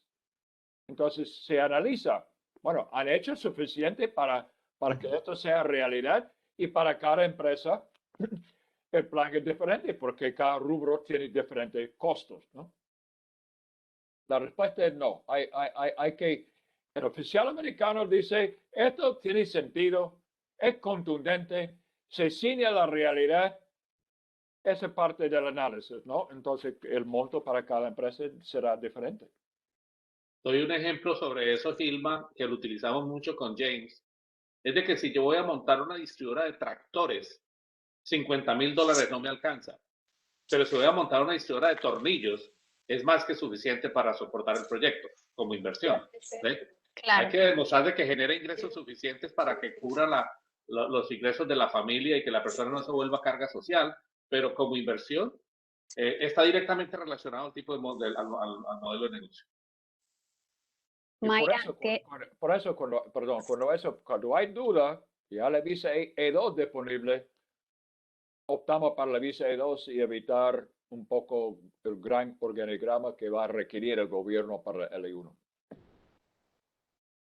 claro. No, gracias. No sé si Mayra abrió micrófono, no sé si tienes una pregunta, Mayra. Sí, Gilma, buenos días para todos.